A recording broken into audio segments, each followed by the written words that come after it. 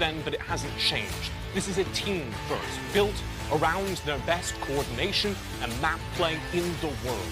And on the other side, there's Thunder Talk, a team you may remember as the Sino Dragons in the LPL. They made it to the Horizon Cup out of the WPL qualifier, but this lineup is literally premiered at this tournament here, Riku.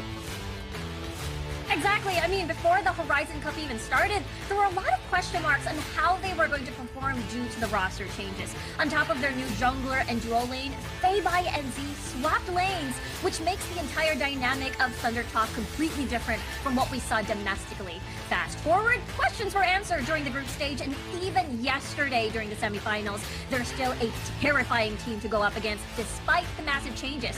4-0ing everyone in Group B, 3-2'd RY yesterday, and now they are at the grand final. Well, Riku, that's Thunder Talk's story and how they got here, but what about their playstyle? Let's dive on in.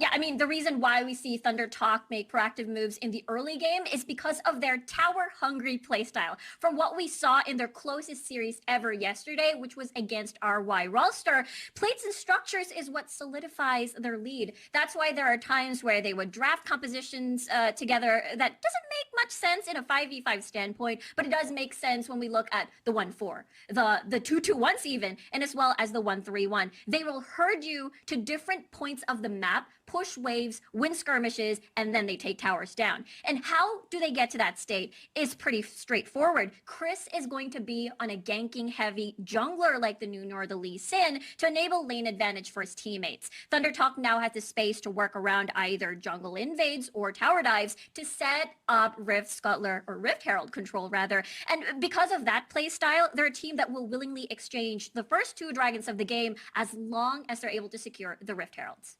Now, thank you for that breakdown, Riku. And TJ, we're not the only ones on today's broadcast. The two men who walked their walk with La Tigris on the Singapore set are going to talk their talk right now. Brandon and Omo, what's the vibe like in Singapore, brothers? Omo, avert your gaze.